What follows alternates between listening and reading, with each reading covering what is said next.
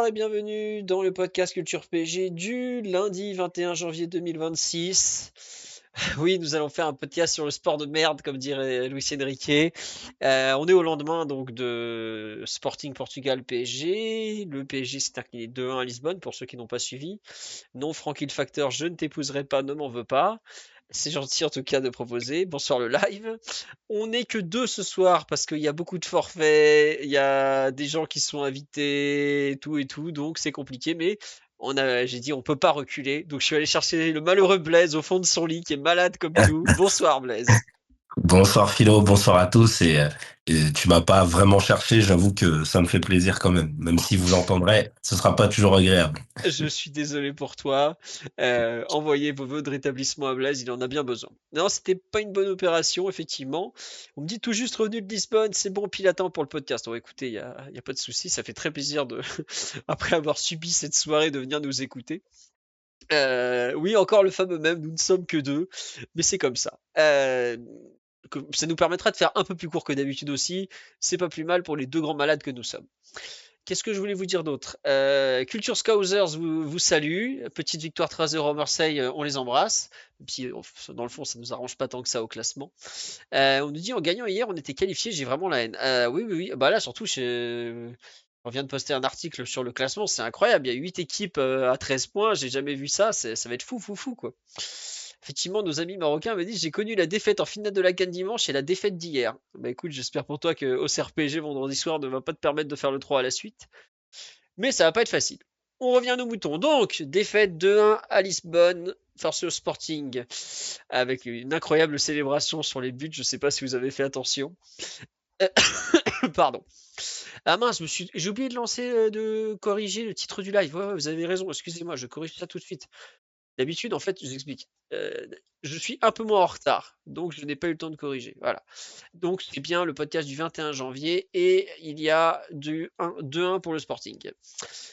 On récapitule. But du Sporting, ouverture du score de Luis Suarez. Le faux à 74e minute. Égalisation de Gvara. Bon, le vrai, puisqu'il n'y en a qu'un seul. Quoique non, il y a le petit frère. On n'en est pas encore là. Bref, 79e. Et le but de la victoire de Luis Suarez, de nouveau, à la 90e. Daryl n'étant pas là, on l'embrasse. Mathieu n'étant pas là, on l'embrasse également. Ah, d'ailleurs, il faut que je vous raconte le match de Mathieu. Faut savoir que Mathieu était quelqu'un, comme vous entendez depuis bientôt plus de 10 ans maintenant, très posé quand il s'agit d'analyser. Mathieu, pendant les matchs, est un peu tendu. Et Mathieu est un spécialiste pour quitter le match avant la fin quand ça l'énerve. Donc Mathieu a coupé Sporting PSG à la 89e après une perte de balle de l'homme en photo, Désiré Doué. Et puis donc il est parti, puis il est reparti, il est repassé sur le site quelques minutes après sur Culture PSG, et il voit 2-1, il me fait au début j'ai cru que tu t'étais trompé.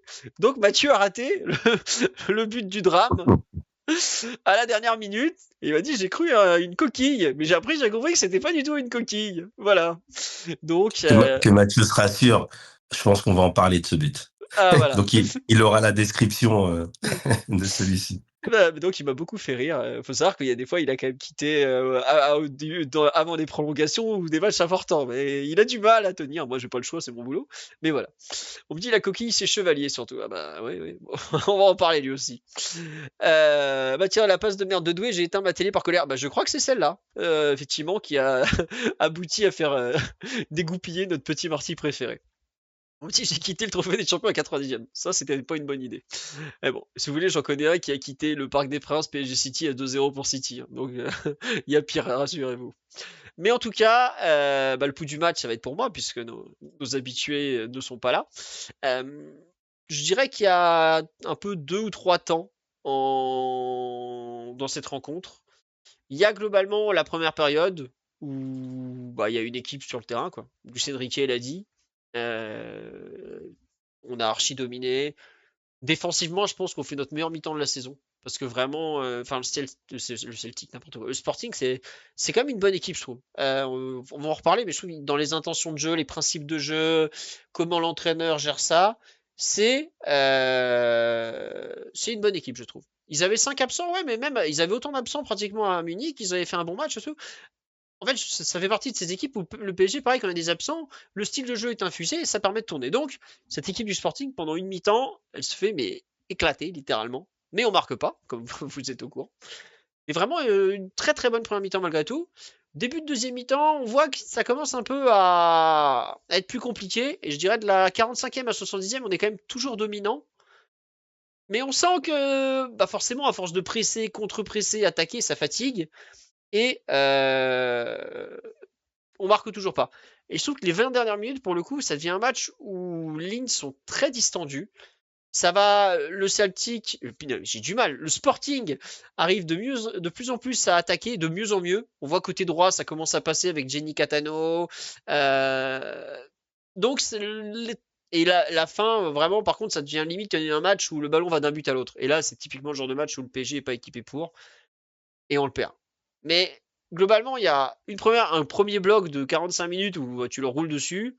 Une deuxième partie où tu es encore largement dominant. Et en fait, pratiquement les 20 dernières minutes, c'est le seul moment du match où c'est équilibré, voire avantage Sporting, puisqu'ils mettent 2 buts. Mais bon, les buts, il y a quand même une part de chance non négligeable, hein, des frappes contrées qui retombent sur eux. Donc, ils ont une réussite qu'on n'a jamais eu du match. Mais ouais, on me dit dès la 60e, les mercato ont perdu en lucidité. Les mercato, j'ai mélangé les métages. Les mecs ont perdu en lucidité. Je suis d'accord, mais c'est normal. Au bout d'un moment, tu peux pas contre-presser comme ça pendant 90 minutes. Physiquement, c'est pas possible.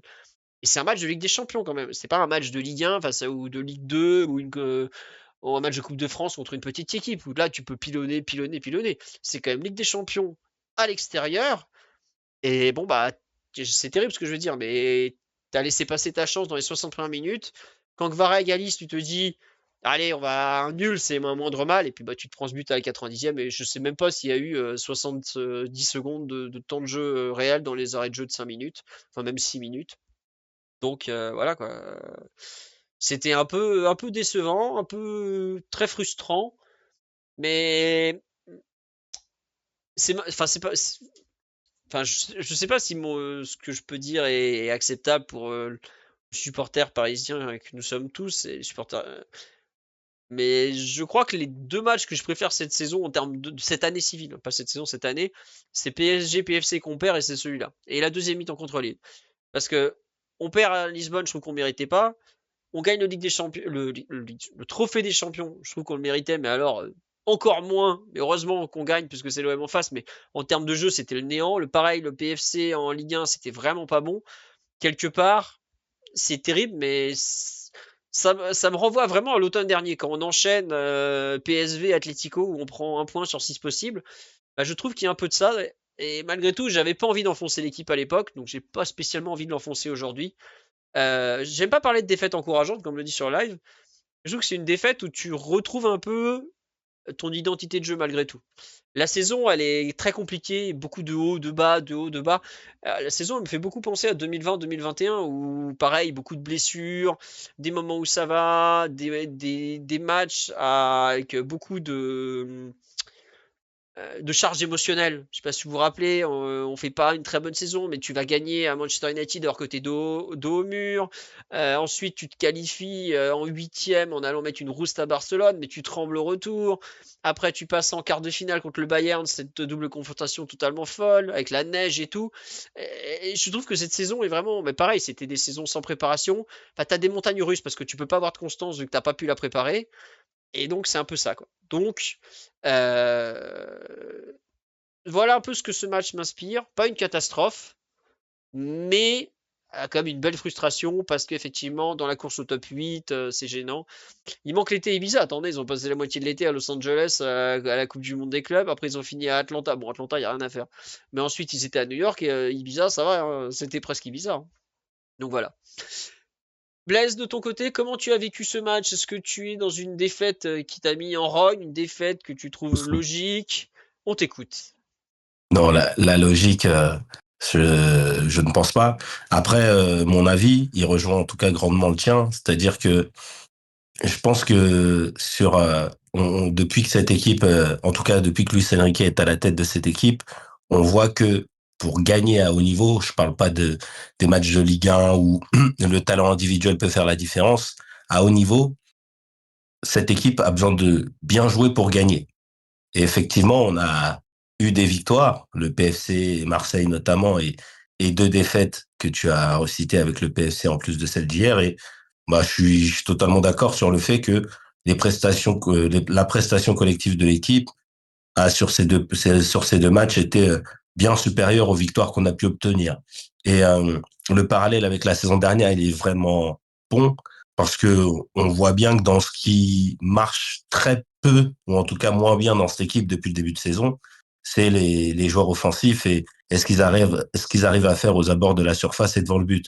Donc, cette défaite, effectivement, elle est plus que frustrante parce que la domination en première mi-temps, être à 0-0 avec un but refusé pour un hors-jeu très logique, Ouais. je trouve que c'est pas représentatif de la performance de l'équipe et en fait, bah en Ligue des Champions, on a pu le voir bah, nous personnellement en tant que supporters parisiens et puis en regardant ce qui se fait ailleurs, bah des bonnes performances qui ne sont pas sanctionnées enfin qui ne sont pas comment on dit positivement sanctionnées, je perds mon latin moi aussi. Euh, C'est pas grave, on a compris. Ouais, Vas-y. valorisé en tous Voilà. les cas par une victoire. On l'a déjà vu et hier ça a été un PSG de la première partie de saison avec moins, je trouve quand même d'occasions franches et de qualité d'occasion.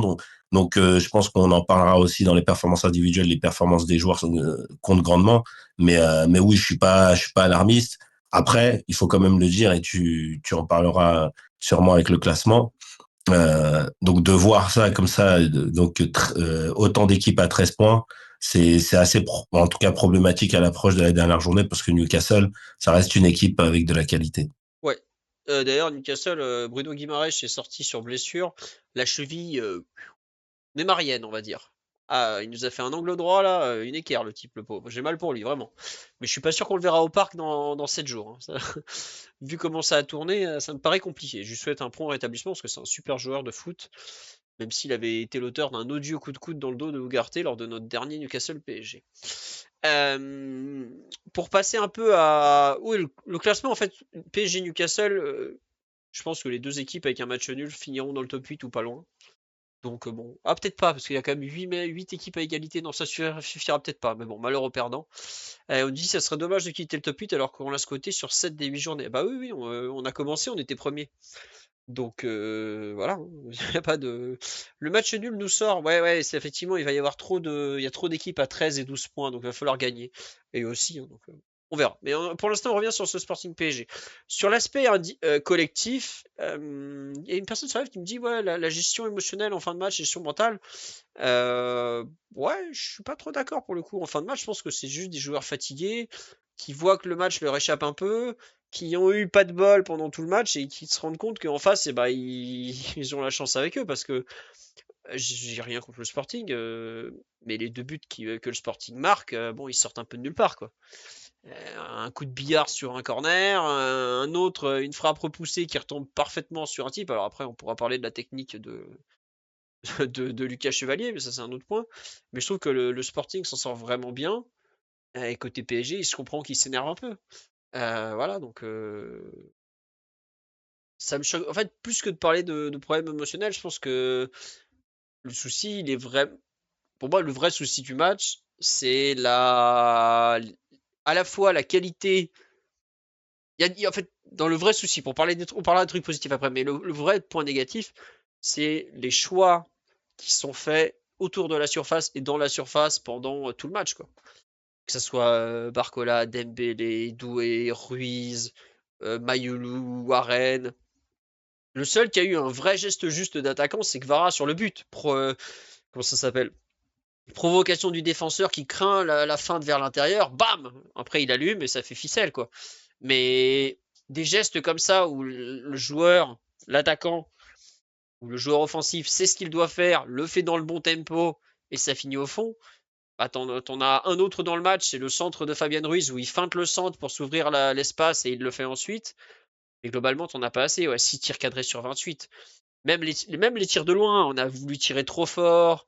C'est marrant, c'est que il y a des moments où j'ai l'impression qu'on s'est trop appliqué. Je sais pas si vous avez ressenti ça, mais il y a des moments où on cherchait peut-être le truc trop parfait en fait. La combinaison trop parfaite, trop propre, le décalage trop parfait. Euh, je sais pas. Il y a autant cette équipe, je trouve, depuis quelques journées, quelques matchs, à retrouver son identité défensive. Et la première mi-temps est vraiment une éclatante démonstration de l'identité offensive du PSG, de Luis Enrique. Autant offensivement, il manque encore quelque chose.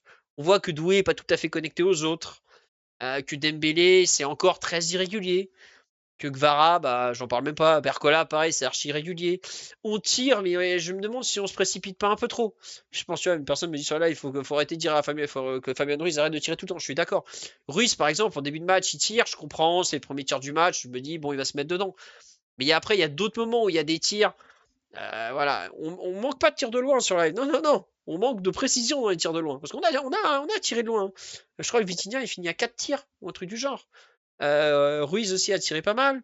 Voilà, on me dit 42 buts 42 tirs entre les deux derniers buts du PSG en Ligue des Champions, ouais, voilà. Donc, il y a, je trouve, un vrai problème de justesse, de lien à retrouver offensivement, qui se voit un peu. Mais tout n'est pas du tout acheté dans ce match, hein. Honnêtement, à l'extérieur, je suis d'accord avec Luis Enrique sur le fait que c'était bien meilleur. Par exemple, je sais pas si vous vous rappelez le match à Leverkusen. On gagne 7-2. Mais dans le contenu, on a joué vraiment sérieusement 20 minutes. Le reste, c'est entre la baballe, le n'importe quoi et les moments où on s'en foutait pratiquement. Bon, alors il s'avère que ce match va peut-être nous permettre de passer dans le top 8 parce qu'on a soigné la différence de but de façon incroyable ce soir-là. Mais non, c'est pas un sport de merde, mais c'est un sport où il faut accepter qu'il y a le résultat d'un côté, le contenu de l'autre. Alors évidemment, quand le résultat rencontre le contenu, c'est mieux. Mais le football, l'injustice fait partie du foot et c'est aussi ce qui rend la. C'est la. Enfin, honnêtement, qui n'a jamais adoré une victoire à la 90e où tu voles l'adversaire comme jamais? Exemple, le trophée des champions, où globalement on n'a vraiment pas été très bon et à la fin, tu repars avec la coupe en leur disant salut les gars, hein, allez bon retour au Koweït à Marseille et vous avez 7 heures d'avion qui vous attendent à tirer la gueule. Non, c'est génial, mais voilà, Fiores Vélodrome en 2003, c'était incroyable ce match. Un bon hold-up, c'est toujours délicieux en football, faut le dire. Mais évidemment, c'est très frustrant quand c'est toi qui te fais braquer. Et hier, bah, le PSG s'est fait braquer par le Sporting un petit peu. Donc c'est comme ça, faut l'admettre. Blaise, sur le côté justesse offensive, délicatesse offensive, tiens, de ton côté, est-ce que tu mets plus ça sur le compte des individualités ou sur un peu un collectif qui a besoin de se retrouver? Tu peux me dire les deux ensemble, imbécile, c'est évident. Ouais. Non, non, bien sûr, bien sûr que les deux comptent. Après, tu me poses une question, donc autant jouer le jeu à fond. Je dois dire que les individualités et pas leur état de forme, parce que je trouve que physiquement, c'est peut-être parmi les joueurs les plus prêts, ou en tout cas les plus en forme actuellement. On voit que Dembélé et Doué physiquement, ils ont retrouvé une certaine forme, même si finir un match, ça reste un petit peu compliqué pour les deux. Et dans ce match-là, je pense pas que Barcola ait montré des signes qui rendaient sa titularisation, en tout cas, je pense, injuste. Et donc, ouais, non, je pense que la forme et l'inspiration surtout des joueurs, elle compte grandement parce que, en fait, quand ils ont passé la stat et c'était en première mi-temps, en fait, le PSG avait 11 tirs cadrés. Donc, je pense que au moment de faire le décalage parfait, bah si justement l'équipe qui défend s'y attend, bah tu fais le décalage, ils se sont décalés. Ouais, peut-être que t'as entraîné une passe de plus et que t'as pu penser déplacer le bloc, mais je trouve que en fait ils ont parfois tiré au moment de passer et très souvent tiré au moment de passer, passer Passer au pardon au moment moment de de tirer. tirer. Ouais, ouais. On t'a, t'inquiète pas. Ouais. Donc, donc ouais, je pense que les offensifs et ce qu'ils produisent dans le contenu d'un match et dans sa globalité est assez insatisfaisant. On peut le dire de cette manière parce que autant l'année dernière on démarrait avec des vrais inconnus. Je pense que quand tu as le Ballon d'Or, le Golden Boy, un des espoirs qui confirme en France, c'est Kvara comme option offensive en plus du super sub qu'est Ramos. Ouais, c'est assez décevant vu la quantité d'occasions qu'on a pu se procurer et surtout de bonnes situations qui ont été et là on va basculer dans le positif, créées par une vraie belle dynamique collective et un très beau jeu. Franchement, c'était super agréable surtout la première mi-temps. je sais pas, enfin, je pense qu'on va pouvoir Ouais, développer, non, mais mais oui, oui, t'as que ce raison, soit ouais. de défensivement, parce que le jeu du PSG commence par la récupération du ballon. En fait, c'était ce pourquoi on aime cette équipe. Les pressings très hauts, les joueurs proches les uns des autres, la capacité à enfermer l'adversaire, la solidarité, les déplacements et les couvertures faites aux bons endroits. Vraiment, j'ai retrouvé un PSG de la qualité de la saison dernière dans sa production avec ballon. Et en plus de ça, je trouve qu'ils apportent encore plus de mouvements ou en tout cas plus de permutations entre les joueurs. Je trouve que cette année, en fait, dans la tentative d'illisibilité, et ça peut peut-être participer au résultat un peu en dents de scie, bah, je trouve qu'on se déplace vraiment de plus en plus et que bah, droite-gauche, au final, c'est absolument plus un critère pour déterminer le positionnement des joueurs. Ouais. Et tu vois, sur le live, je le rejoins un peu. On se dit, ouais, le pressing était excellent à côté création d'occasion. Pour moi, il y a encore un peu des manques et ah, c'est quelque chose, il m'avait déjà marqué contre le Paris FC. Je crois que c'était celui de Ligue 1. On manque un peu de vitesse sur les côtés en ce moment. Warren, il fait ce qu'il peut. Désiré Doué, on voit que c'est pas encore les meilleures jambes, le meilleur doué. Et ça manque un peu de vitesse pour déborder, notamment. Il manque une petite étincelle, souvent. Un petit truc pour allumer la mèche. Et ensuite, mais c'est vrai que, comme on dit sur le live, et je suis totalement d'accord avec vous, au début de match, tu vois le premier quart d'heure, 20 minutes, tu dis, waouh, on est en train de les broyer, quoi. Tu dis, je pense qu'au moment, si Warren marque, ils peuvent se prendre une branlée à domicile, genre 3-0. Mais Warren n'a pas marqué. Le Sporting a continué de défendre, comment dire, plus ou moins bien. Euh, en fait, je trouve qu'ils ont à la fois bien défendu parce qu'ils ont bien géré l'axe, ils ont bien bouché l'axe, mais il y avait toujours un pied qui traînait pour repousser les centres. Des fois, c'était de la chance, hein. Il y a eu des moments, bah, ils avaient les pieds, le pied s'est dévié, mais ça retombe sur eux, alors que nous, c'est dévié, ça retombe sur un mec de chez eux. Donc, ouais, voilà. C'est dommage, mais bon, il faut continuer à jouer comme ça. Je pense qu'il faut continuer à jouer de la sorte. C'était un peu écœurant, mais après, c'est le football. Et je trouve ça bien que les joueurs se soient pas découragés tout de suite. Ils ont quand même joué pendant 60-70 minutes en étant à fond. Le Sporting marque, ils repartent à l'attaque, ils arrivent à égaliser. Il y a quand même une belle, comment dirais-je, une belle résistance mentale, une belle envie de gagner. Et je comprends pourquoi Luis Enrique il sort du match en disant ouais, on peut aller partout, on peut aller jouer partout. Ouais. Clairement, on n'a pas peur. J'ai cru à un moment qu'il allait dire j'ai retrouvé mon équipe. Il n'est pas allé jusque là, mais je pense il était pas loin de le penser. Mais au bout d'un moment, c'est là où on me disait tout à l'heure comment ça se fait qu'on fait un bon match collectivement, mais que les performances individuelles sont pas bonnes. Bah le truc c'est que on fait un très bon match collectivement d'un point de vue défensif, mais quand tu récupères le ballon, après par définition, quand tu le récupères, c'est que tu l'as pas. Et ce qui est souvent valorisé dans les performances individuelles, c'est ce que tu fais du ballon. Par exemple, on est tous d'accord pour dire que Désiré Doué fait 20 dernières minutes qui sont calamiteuses, euh, mais bah, c'est lui qui est au départ de l'égalisation de Gvara en allant récupérer un ballon sur la ligne de touche côté gauche, quoi. Mais ça, par exemple, après, il fait n'importe quoi, mais ce que je veux dire, c'est que les actions défensives sont toujours moins valorisées que les actions offensives. Et c'est normal, le but du foot, c'est de marquer des buts. Mais il y a un petit. Il faut encore continuer, il faut continuer, aller de l'avant. Alors, il faudra voir dans quel état on va se présenter les prochaines semaines, parce que là, on tire quand même beaucoup sur certains joueurs. Mais en tout cas, on me dit l'équipe d'hier avait bien meilleure allure que le Liverpool que j'ai vu ce soir. C'est possible. J'avoue que je ne voulais pas vous mentir.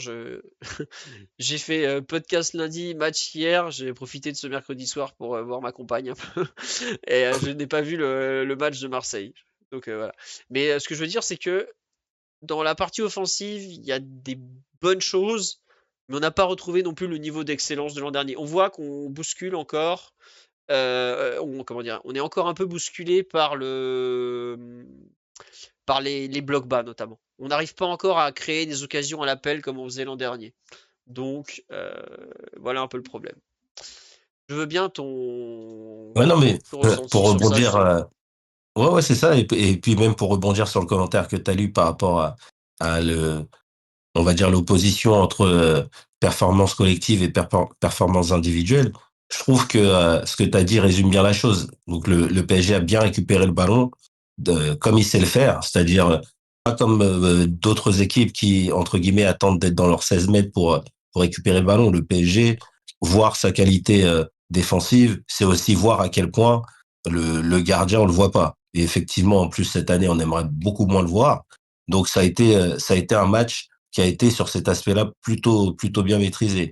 Après, et là, tu finissais par l'argument que je voulais utiliser, c'est que le Sporting a marqué 2 buts, mais le Sporting a aussi très facilement et très rapidement abandonné la possession du ballon et même l'envie d'aller chercher loin. Ils ont eu des phases de pressing très haut et ça a été bien remarqué parce que ils jouaient chez eux et donc le public poussait.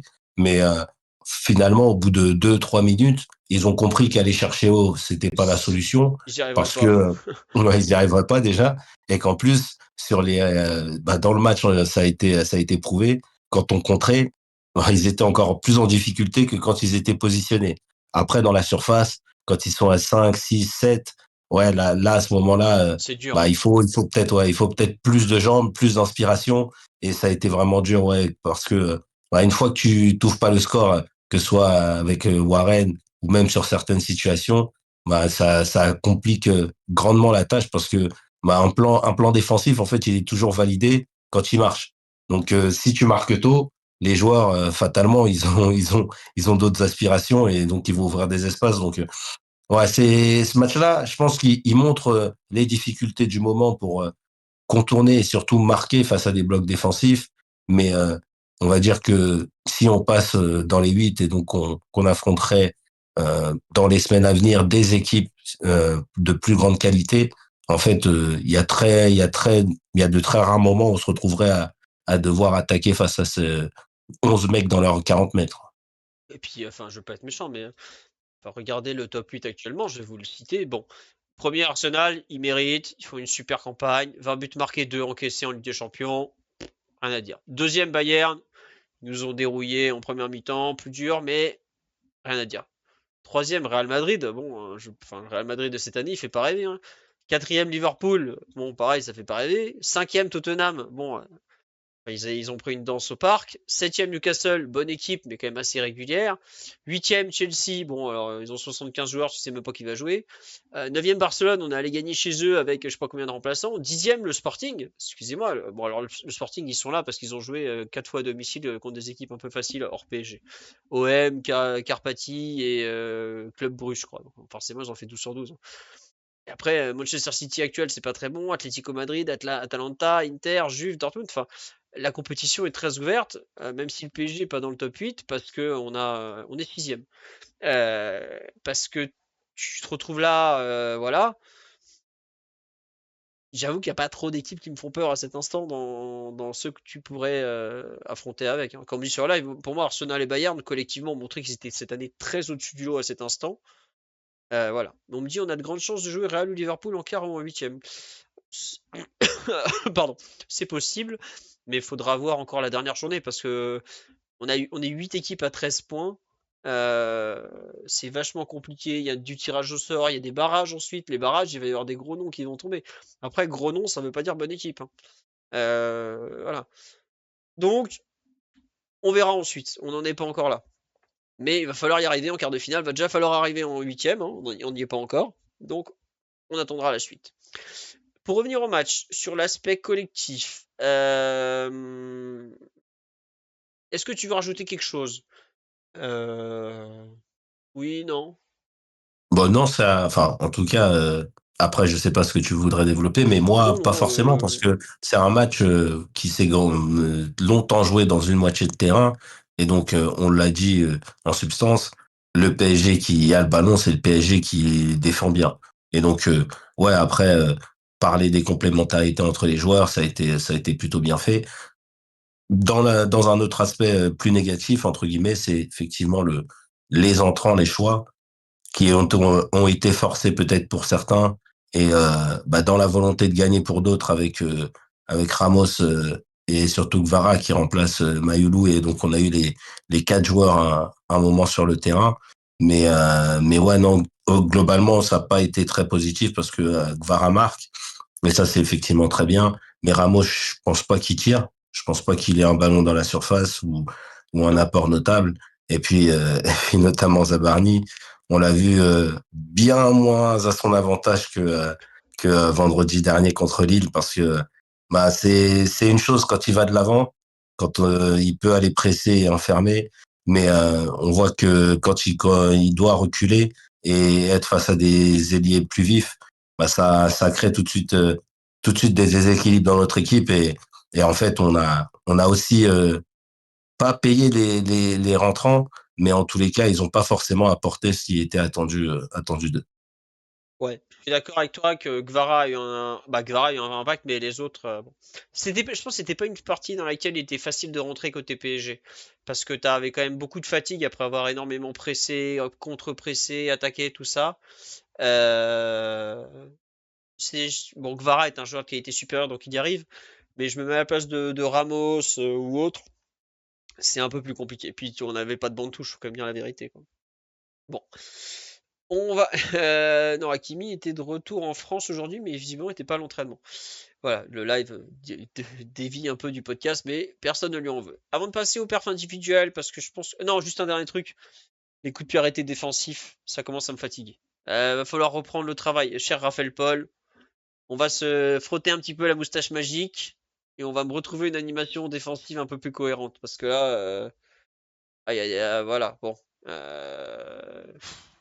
Allez, on prend un but sur un corner mal repoussé. Il y a une frappe de Morita avant la mi-temps sur un coup franc excentré qui est pareil, qui est mal géré. Pénible un peu. Voilà. Je pense que. Et même le coup de pied arrêté offensif, pareil, zéro.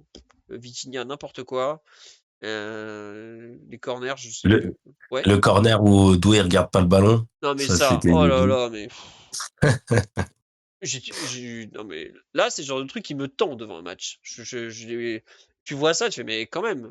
Tu sais, ça m'a rappelé le corner de Guignol à la Coupe du Monde des clubs entre Vinicius et Mbappé, là. Quand c'est Mbappé qui arrive, qui harangue la foule, ouais, ouais! Les inchas du Real, ils sont, ouais, ouais! Et les deux, ils se regardent pas, ils rendent le ballon à Désiré Doué, quoi. Je suis là, genre, ouais, bravo les clowns. Bah, ça m'a un peu rappelé ce moment-là. C'était un des moments préférés de Mathieu en 2025, hein. Vraiment extraordinaire. Bon, on avance. Non, je voudrais remercier les subbers parce que j'ai oublié. Merci à NewCK78, c'était lundi. Et merci à Chouchki. Notre bon Chouchki, c'était à l'instant.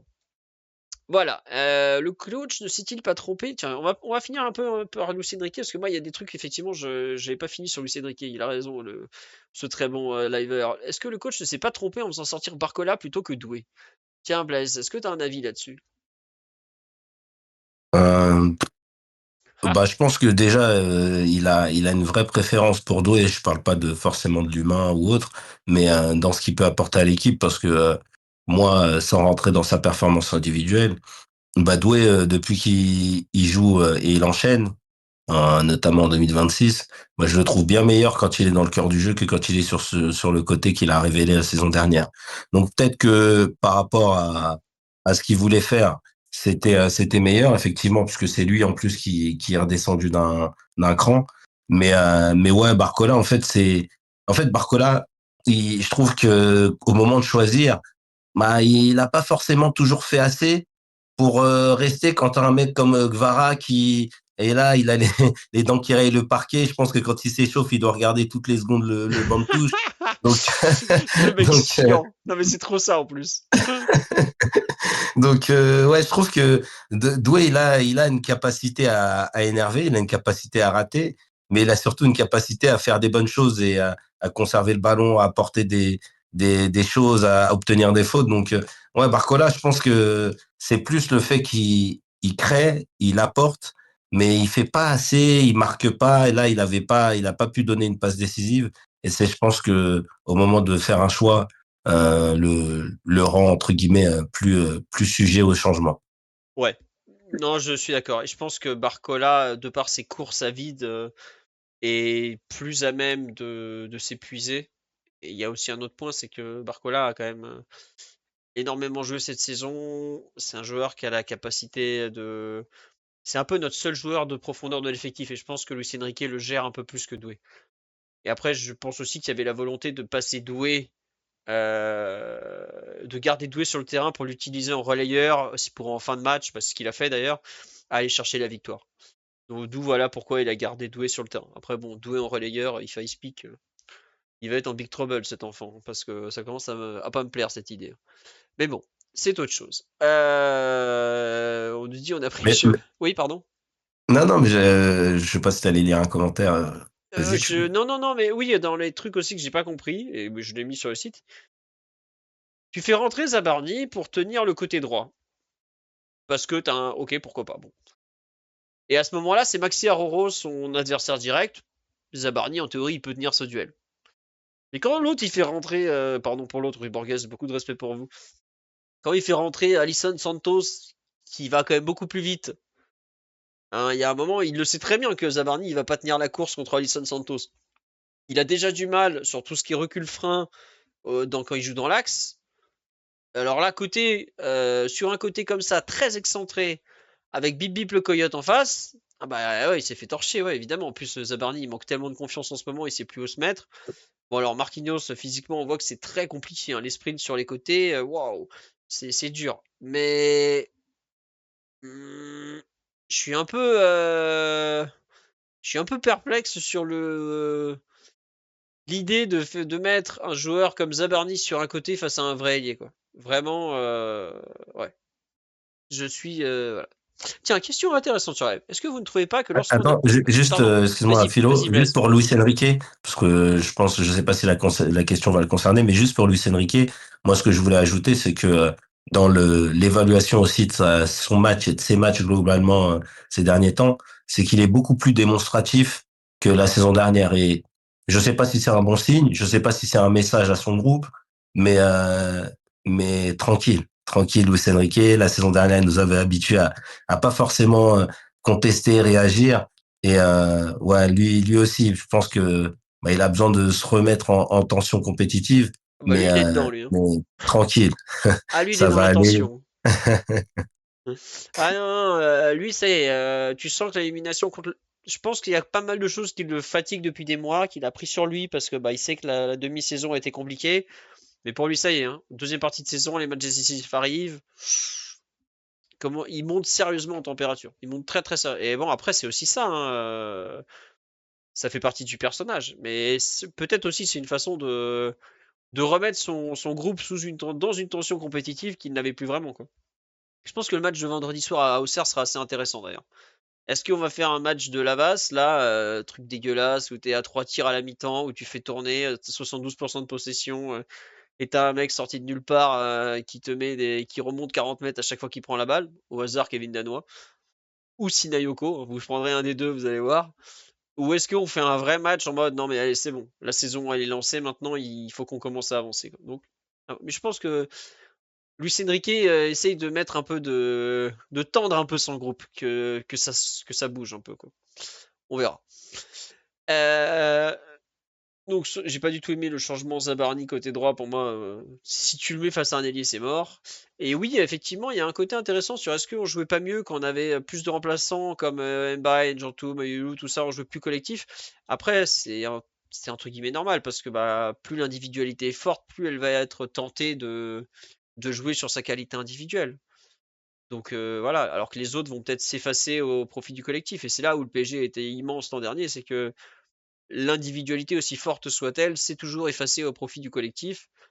Je pense à Dembélé, à Doué et à d'autres, à Neves, à Vitinha. Donc c'est assez logique. Mais il y a un moment, plus le niveau monte, plus tu as besoin du niveau individuel du joueur qui va faire des différences et tout ça. Quoi. Donc faut pas non plus considérer que le jeu va être abouti avec des très très bons joueurs. L'an dernier a été la preuve.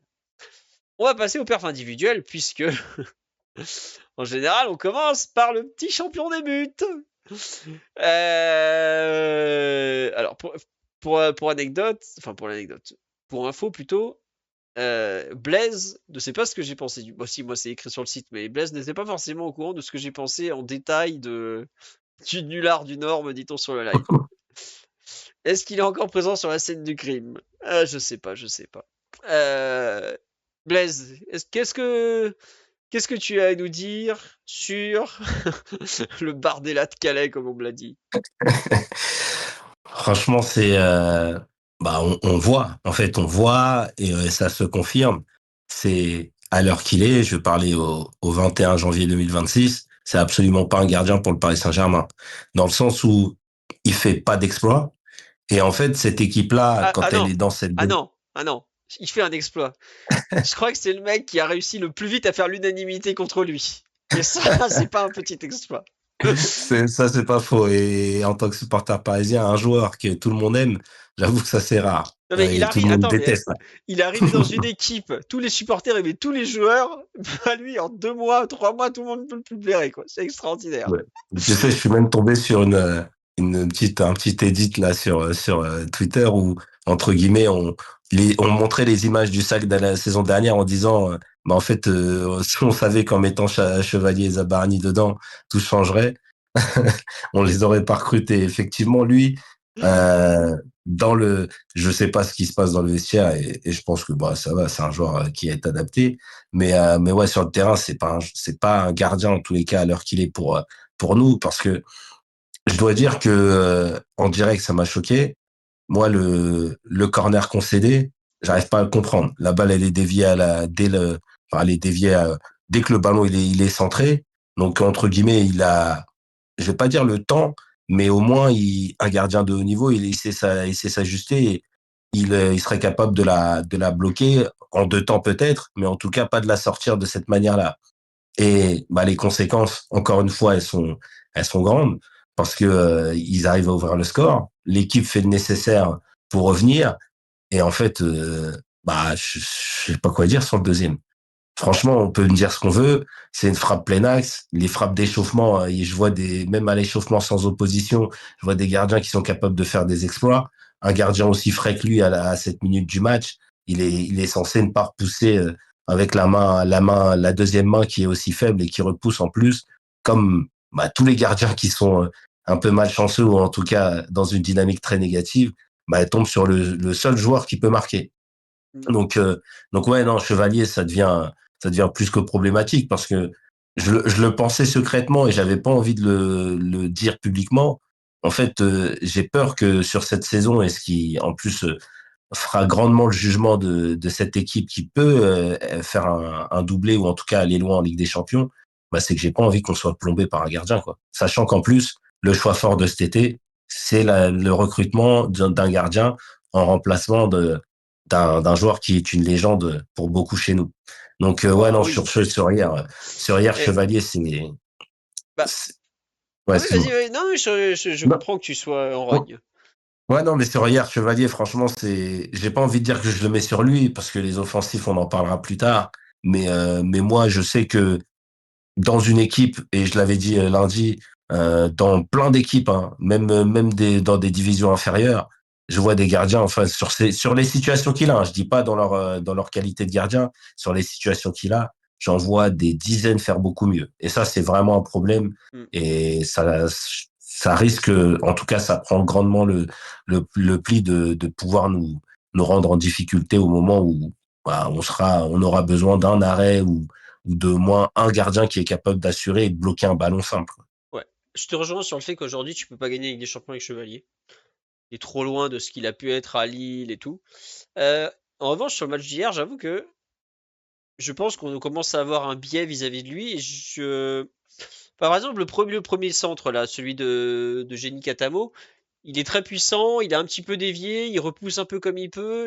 Je sais pas trop Marquinhos ce qu'il essaye de faire en arrivant aussi vite. Ça me choque pas que ça finisse en corner. Le deuxième, en fait, le deuxième, c'est du Chevalier pur jus. Vous regardez à Lille, il avait déjà ce problème de pas bien repousser les ballons quand ça arrive fort sur lui comme ça. Ou regardez le but à Toulouse, là, celui juste avant la mi-temps, quand on mène 2-0 ou 3-0, qui relance à 3-1. C'est un but qu'on a déjà vu plein de fois avec lui, en fait. Le fait de relancer, de mal repousser. Mais moi, il y a un truc qui me choque, c'est que bah, Trincao, il est à 16,50 m et il est tout seul, il peut allumer, quoi. Pareil, Luis Suarez, il est tout seul, il peut reprendre. Alors, évidemment que Chevalier te gagne pas le match. Bah ça, oui, ça c'est l'évidence, il te le fait pas. Mais pour moi, ce que fait Nuno Mendes sur le deuxième but, ou la façon dont la défense entière a défendu la passe en retrait, la percussion auparavant de Santos, tout ça, c'est plus une faute encore que la reprise de Chevalier qui repousse mal, parce que évidemment il repousse mal, mais j'en veux plus aux autres, hein. Moi, j'ai pas honte de le dire, pour moi, des responsabilités, sur le deuxième but, je vois 3 ou 4 joueurs plus impliqués que lui, à mon sens, hein. Donc ça me gêne un peu. Après, évidemment, j'espère que dès que Safonov revient, le Tsar reprend sa place, que Lucas Chevalier retourne liker des conneries sur Instagram sur le banc de touche, et que l'été prochain, je sais pas, il signe en Russie, ou on se débrouille, on l'exfiltre quelque part. Mais voilà, non, la frappe, elle est sur lui, mais attendez. On parle d'une frappe au 16 mètres 50 de la part d'un frappeur comme Trincao, qui est quand même un très bon joueur. Je ne prononce pas aussi bien que Jordan, vous m'en voudrez pas. Non, je regrette. C'est pas facile à repousser ce genre de ballon. Vous savez, tout à l'heure, je suis retombé sur comment ça s'appelle, sur PSG Atlético, sur des PSG Newcastle, sur PSG PSV. Des ballons comme ça que le gardien repousse mal. Revoyez le but qu'Alexander Isaac il met au Parc des Princes. Vous allez voir que le gars, il y a des très grands gardiens qui des fois repoussent mal aussi, hein. Donc faut pas non plus l'oublier. Mais ce que je veux dire, c'est que moi, Trincao seul et Nuno Mendes qui dort, ça me gêne plus que Chevalier qui repousse mal. Alors après, évidemment, il est gardien de but, il fait pas un arrêt, c'est problématique. Non, mais en Ligue des Champions, des frappes qui partent fort comme ça, il y en a, et puis bah des fois il y a des mecs qui les reprennent. Alors après, il y a une question de chance aussi, hein. Ça retombe pile sur Luis Suarez qui est un peu tout seul et il met un coup de tête au ras du poteau. Bon voilà. Mais sur ce match, en fait, je pense que s'il n'y a pas tout le passif derrière Chevalier, on ne juge pas le joueur de la même façon malgré tout. Voilà, c'est juste ça. Il y a plein de trucs qui m'énervent sur ce deuxième but. Et Chevalier arrive pas tout en haut de la liste. Il peut la capter. Non, non, il peut pas capter. Non. Trincao comme il allume comme ça à 16 mètres 50 et tout. Non, non, il peut pas la capter. Elle part fort la balle quand même. Attendez. Non, pas la capter, non, non, Non, ça non. La c'est dévier peut-être illusoire. en corner ou la mettre. Mais c'est ça le problème, c'est que par exemple, Chevalier, c'est pas un joueur, ce n'est pas un gardien de but. Et là, ça s'adresse à la partie technique du poste qui sait repousser les ballons vers le côté. Moi, j'ai un truc. J'en avais parlé avec, je crois que c'était Enki, il me semble, Théo qu'on embrasse, qui est passé dans le podcast plusieurs fois, je crois il avait trouvé une compile des 100 derniers tirs subis par Chevalier à Lille. Et ben déjà, vous voyez énormément de mauvais renvois, des ballons qui sont mal renvoyés. Donc quand le PSG fait signer Chevalier pour 40 millions d'euros, il sait très bien qu'il a ce défaut. Et ça veut dire qu'ils ont dû se dire, bah écoutez, ça c'est pas grave, ça se travaille, mais on va s'appuyer sur le reste. Bon, le problème c'est que le reste c'est un peu en déliquescence, parce que même le jeu au pied, je trouve qu'il est pas, il est moins intéressant qu'il a pu l'être en début d'année. Euh, on verra la suite, mais j'avoue que il avait l'occasion là au mois de janvier comment dirais-je, de mettre tout le monde d'accord. Bah oui, il a mis tout le monde d'accord, mais pas dans le sens, pas dans le bon sens, hein. Donc voilà. On avance un peu, à part si tu veux rajouter quelque chose, Blaise. Oui, non? Non, non, non, mais après, je pense que t'as nuancé peut-être ce que j'ai pu dire. Non, Après, mais moi, je dois dehors, dire hein. que c'est le centre peut-être, le deuxième ballon, effectivement, ça fait peut-être partie des choses qu'il faisait à Lille, mais Lille, c'est pas le Paris Saint-Germain, et ça fait quand même 6 mois qu'il s'entraîne avec des champions, et donc, ouais, non, repousser le ballon comme ça, de cette manière, ça, en plus de manière récurrente, ça devient problématique, et tu l'as dit. Moi, peut-être qu'il y a le biais, mais en tous les cas, ce que je sais et ce que je vois, c'est qu'un gardien qui fait pas d'arrêt, bah, ça reste Ah. problématique et Ah oui, non, c'est mais ça c'est effectivement le sûr. plus gros problème. En plus, il est vraiment vachement campé dans ces 6 mètres parce que même sur les ballons qu'il doit aller chercher pour quand le défenseur le protège, il attend que le défenseur soit collé à lui limite pour prendre le ballon. Donc, tu veux être très influent sur la ligne dans tes 6 mètres, bah, fais-nous des arrêts, mon pote. Et pour le moment, c'est absolument pas le cas. Ouais. Non, non, c'est sûr. Moi, par exemple, il y a un truc qui me gêne un peu plus, c'est quand, en première mi-temps, il est servi en retrait par Pacho, et le temps de latence qu'il a pour relancer, alors qu'il faut mettre du rythme, ah ça me gonfle, par exemple. Et ça, je trouve que, là, pour le coup, ça dépend que de lui, euh, et il faut qu'il aille plus vite, quoi. Tout simplement. Là, ça, je trouve, c'est plus dur à défendre, parce que c'est ce qu'il était censé changer, donc bon. Est-ce qu'on a déjà vu Chevalier aller chercher un ballon croisé? Oh ouais, quand même, arrêtez. Bon, voilà. Jeu au pied et sortie aérienne qui devait être la plus-value. Bah, sortie aérienne, j'avoue qu'on l'a pas trop vu, mais bon, ça m'a pas On l'a choqué. vu à Marseille, hein. Oui, c'est vrai, j'ai oublié celle-là, formidable. Et Bon, contre Tottenham aussi, aussi, ouais. ah là là, elle est belle. Ah là là, Tottenham, là, quand il est parti à la pêche aux moules, extraordinaire. Bref, on verra la suite. Mais pour répondre aux questions qui demandaient sur live, il y a deux questions. Est-ce que vous pensez qu'on va le faire partir cet été? C'est une bonne question. Faudra voir les prochains mois. Voilà. Et deuxième question, Safonov revient dans combien de temps? Safonov, aujourd'hui, ça fait pile 5 semaines qu'il est blessé. J'ai vu le Lopérin du Parisien dire qu'il en avait encore pour 2 ou 3 semaines. Ça me paraît quand même beaucoup. Ça ferait 8 semaines au total. Bon, après, pour une fracture de la main, bon, on verra. Mais bon, à voir. On me dit il y a du taf en Arabie Saoudite. Je suis pas sûr que Lucas Chevalier soit très intéressé par l'Arabie Saoudite. Il va falloir que les pubs soient convaincantes sur Instagram, hein, parce que là, je crois qu'il y a la compatibilité des mœurs. Mais bon, sait-on jamais, hein. On verra. On a envoyé Galette, alors pourquoi pas. On peut peut-être envoyer Lucas Chevalier avec. Mais bon. En défense, il y a un joueur dont tu veux parler, mon cher Ouais, Blaise, ou pas? Ouais, vas-y. ouais, en défense, bah, je vais commencer par Nuno. Ouais, je voulais en parler aussi. Bah, Il vas-y, je t'en prie. ouais, le retour chez lui, effectivement. Et bah, je dois dire que Nuno, entre guillemets, bah, ça a été un match un peu, je vais pas dire contrasté, mais je suis pas certain d'avoir forcément apprécié dans sa totalité son match. Je trouve que bah déjà, en début de match, il a participé à l'excellente défense. Il a dominé absolument tous les adversaires. Il relançait, il driblait, il défendait bien, il jouait vite. Il était assez intelligent. Et puis après, il a commencé un peu à se libérer, mais dans le mauvais sens. Non, je l'ai trouvé, je dois dire, ça m'arrive très rarement de dire ça d'un joueur de foot, mais je l'ai trouvé un peu suffisant parfois Ouais, dans son jeu, un peu comme si il était à la maison, il savait il était applaudi et il était en confiance, parce il y a des prises de risque qui peut réussir. Hein. Je dis pas qu'il a tout raté, mais je l'ai trouvé un peu suffisant, jouant un peu individuellement par moment. Et puis dans la deuxième mi-temps. Où le Sporting est un peu plus ressorti. Je l'ai trouvé bien souvent assez en retard sur les débuts d'occasion, même si sa vitesse fait beaucoup.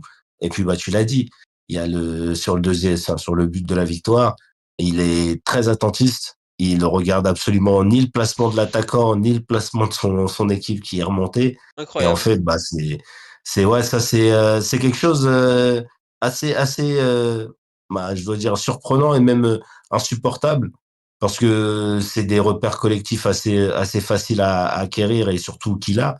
Et donc là, ouais, je pense que ça rentrait un peu dans sa suffisance où par moment il a été, bah, il se savait au-dessus et il a voulu le montrer. C'est vraiment comme ça que j'ai ressenti sa performance, moi personnellement. Eh ben écoute, j'ai failli écrire quand j'étais à 3h15 du matin en train de faire les perfs individuels, a voulu faire un match de prouveur. Il m'a fatigué. Et non, il y a un moment, et une personne sur live m'en parle très justement, quand il y a les trois mecs devant lui et qu'il essaye de partir en dribble et qu'il se rate. Oh, ah, il m'a tendu là aussi. Là, ça, c'est niveau de tension chevalier sur 10, quoi. T'es là, mais il y a une passe à faire. T'as trois mecs devant, t'as un super contre à jouer. Et tu le vois essayer de partir en dribble, je sais pas quoi. Oh là là. Quand il fait ce genre d'action un peu pas maline et contre le jeu, parce que le jeu, c'est de donner la balle au partenaire qui peut se lancer vers l'avant. Il est vraiment très énervant. Après, il est archi attachant du nom, hein, je dis pas le contraire, mais cette action, elle m'a vraiment fatigué. Et les 20 dernières minutes, est vraiment n'importe quoi. Euh, le mec qui joue totalement à l'envers, il faut faire simple, il fait compliqué. Il y a des moments, au contraire, il est dans une situation compliquée, il fait n'importe quoi. Bref. La fin terrible, alors que la première mi-temps, c'est les 20 premières minutes, il est incroyable. Incroyable, incroyable. Mais c'est vrai qu'il est un peu à l'image des joueurs qui veulent faire la décision seuls, comme le dit sur live, il y a un peu de ça, quoi. Bon, c'est pas grave, hein, mais c'est vrai que pour lui, c'est un peu dommage parce qu'il était de retour dans son stade, dans son club formateur et tout. Et ils pondent ce truc un peu moyen. Bon, c'est dommage, quoi. Je suis pas sûr que les mecs du Sporting se soient dit en repartant, oh, qu'est-ce qui nous manque, hein. Bon, évidemment qu'ils le pensent parce que c'est un joueur immense, mais Ça t'atténue ta peine en général quand tu le vois faire ça. C'est un peu ton ex qui est casé avec une moche, tu vois. Bon, bref. C'est un autre souci. Qu'est-ce que je voulais dire? Petit mot sur Pacho. Parce que on n'en parle même plus, quoi. Mais je vois qu'il a pris 4 dans l'équipe et dans le Parisien, tu vois. Ils ont regardé le même match que moi, quoi. Ce jeune est trop fort. Il faut dire les choses. La première mi-temps de William Pacho, limite, tu peux enlever 2 joueurs, hein. Et ça se verra pas. Pourquoi 4 sur 10? Parce que c'est lui qui est débordé par Jenny Katamo sur le corner qui amène le 1-1, le 1-0, pardon. Et il est jugé en retard sur l'action de Trincao, tout ça. Moi, je suis pas d'accord. Pour moi, c'est pas à lui de sortir à cet endroit-là. C'est au milieu défensif de couvrir cette zone. Voilà. Mais pour le reste, Pacho, ouais, la première mi-temps, ce qu'il a fait, les couvertures, les duels mal engagés qu'il arrive à gagner, ses grandes jambes de Dalsim et tout, non, vraiment, quel joueur. Je l'aimais beaucoup l'an dernier, mais je trouve que depuis quelques temps, il est vraiment encore au-dessus. Et la défense centrale, on va dire qu'il n'y a pas un duo. Il y en a un qui, qui fait beaucoup de choses et l'autre à côté qui ramène des biscuits pour le thé, hein, parce que bon, FacePeak, là aussi, bon, on va pas abîmer la légende, mais il y a un moment, il va falloir se mettre à défendre, monsieur, quoi. Oui, Blaise. Ah, mais je respecte ton avis, effectivement, on va pas abîmer la légende, mais en quelques mots très rapides, je pense qu'il a besoin de stretching ou de retrouver des qualités athlétiques parce que Ouais. les courses, quand il lève aussi haut les genoux, c'est que c'est pas bon signe. Plus le genou est haut, moins le joueur est en forme, je peux vous le dire. Est-ce que Pacho vend du maillot? Ah non, entre le numéro 51 qui est pas bandant du tout, le plâtre à vos bras et le chewing-gum mastiqué, c'est pas trop un mec qui fait vendre des maillots, Pacho. Tout le monde aime Pacho, attention. Je connais pas beaucoup de monde qui va vous dire oh, William Pacho, gna gna gna. Mais bon, il faut admettre que ce jeune n'est pas non plus l'idole absolue pour vendre des maillots. Je pense que s'ils vendent 1000 maillots Pacho par an, c'est le bout du monde, hein, je vais pas faire semblant. Donc, c'est comme ça. Mais en tout cas, quel immense défenseur central est aujourd'hui William Pacho. Donc Marquinhos, bon, voile pudique une nouvelle fois parce qu'on va attendre qu'il y ait des matchs où il y ait vraiment des choses à faire. En Équateur, je veux pas être méchant les gars, mais vous irez voir le revenu moyen en Équateur. Je suis pas sûr qu'ils peuvent se payer des maillots du PSG, des vrais floqués Pacho, hein. Étant donné que dans les stats, c'est les vrais que je compte, ça va être un peu compliqué. Non, juste un petit mot rapide sur, parce qu'on va pas s'attarder sur Warren, qui met des tampons monumentaux à des jeunes, bon pas qu'à des jeunes hein, d'ailleurs. Mais pendant le match, en fait, j'ai imaginé le premier entraînement de Dro Fernandez au PSG, donc le petit catalan là, qui va tomber sur Warren Zaïre-Emery au premier contact. Mais j'ai déjà mal pour le jeune, je vous le dis honnêtement, hein, parce il met de ses contacts. Oh, il est, on l'a toujours connu Warren plutôt tanké, physiquement apte à répondre à l'intensité physique de la Ligue des Champions, même à 16 ans quoi. Mais maintenant, la puissance qu'il dégage quand il va au contact, c'est hallucinant. C'est un buffle quoi. Et je sais plus, à un moment, je crois que c'est Maxi Aroro ou comme il s'appelle, ou Mangas, là, qui est en avance sur lui. Il arrive, il pose la jambe, il passe la cuisse, mais la cuisse de l'autre, elle a demandé à partir, quoi. Enfin, il a posé le pied au sol et vraiment, le joueur adverse a rebondi sur lui, quoi.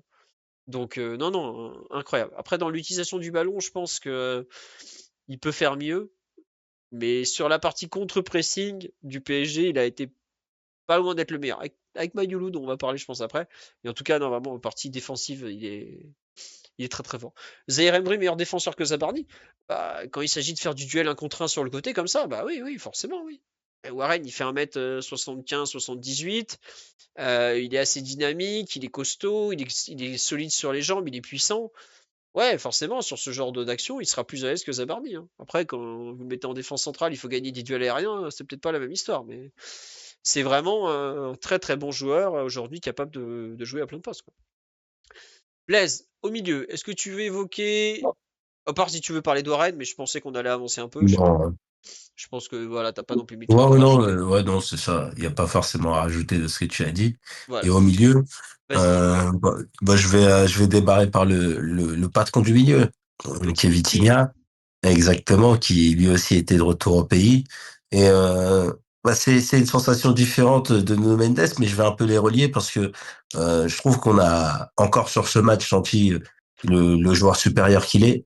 J'avoue que on banalise grandement, mais parfois, en fait, on lui donne le ballon, il y a trois mecs autour, il touche tellement le ballon rapidement, il arrive à sortir des crochets courts très vifs et ensuite à libérer.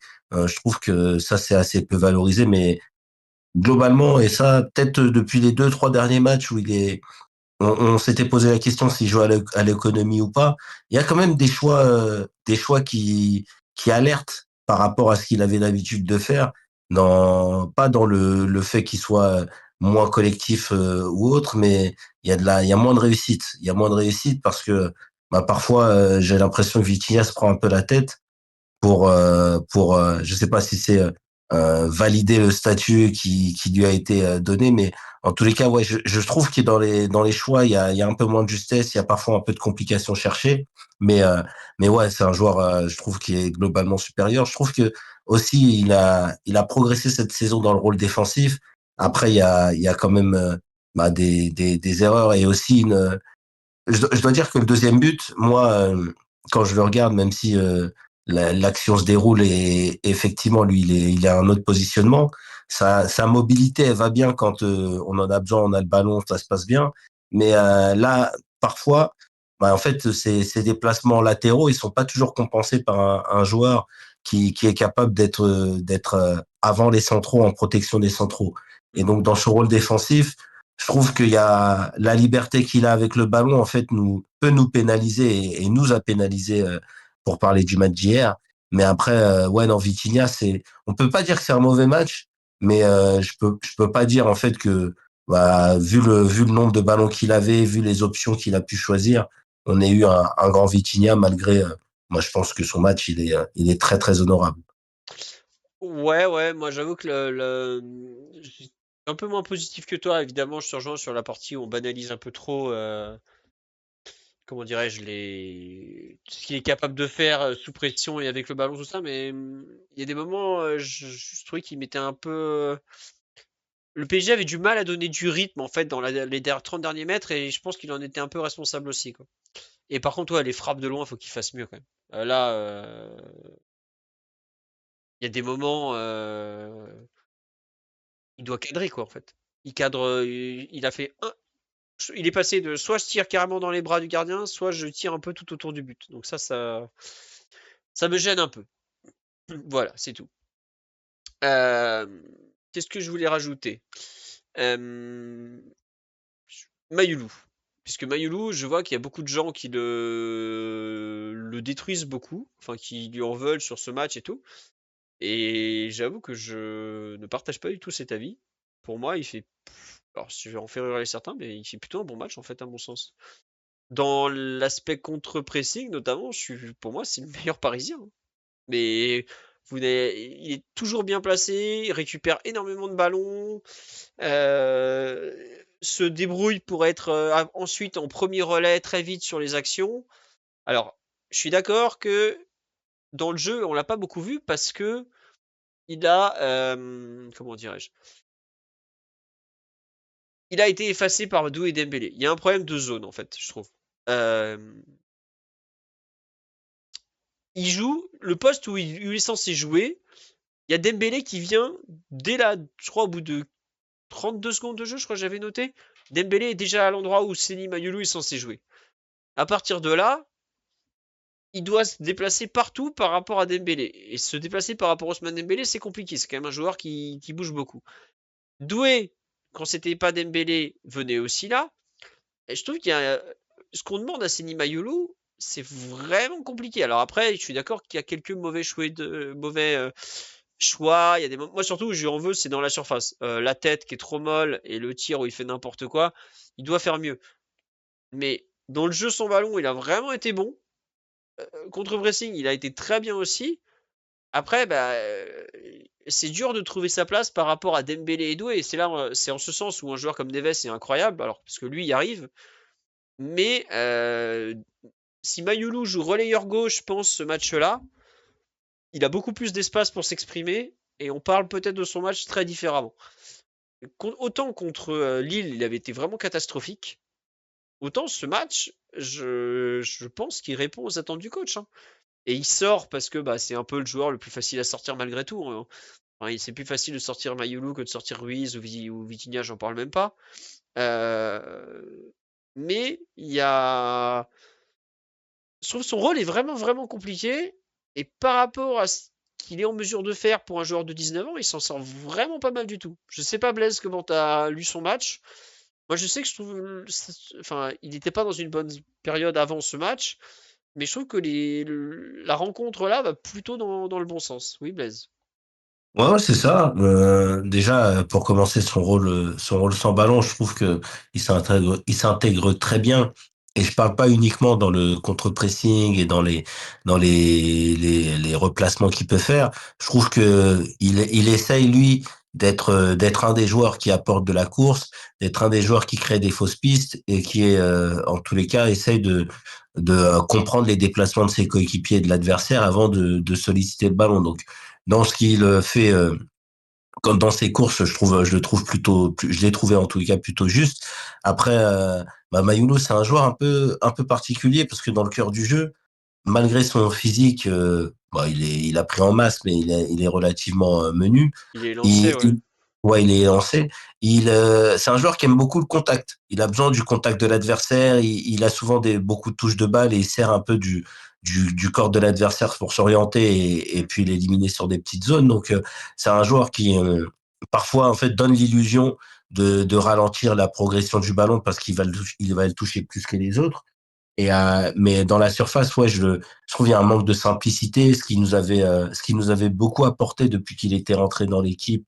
Avec, moi, je trouvais des vraies qualités aux abords de la surface. Je le trouve moins spontané. Mais non, oui, sur sa performance, moi, j'ai plutôt bien aimé.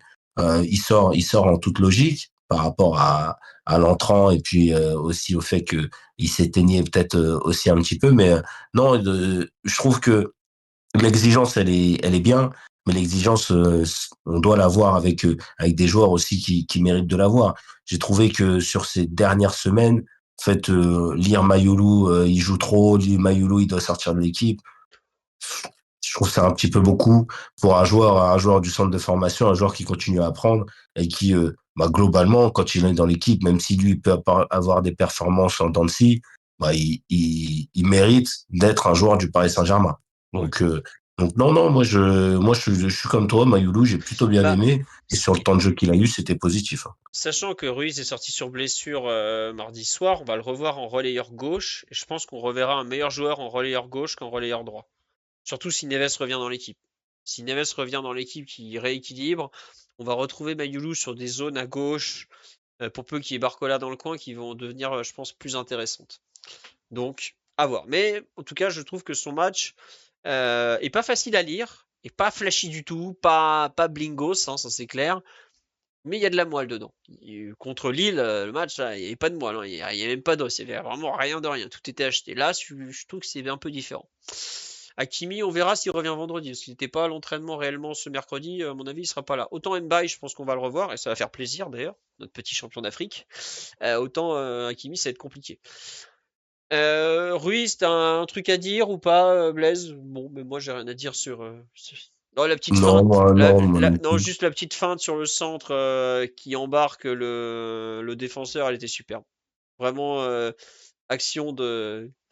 Je vais citer un ancien du podcast, plus pasteuriste que Ravir lui-même. Mais bon.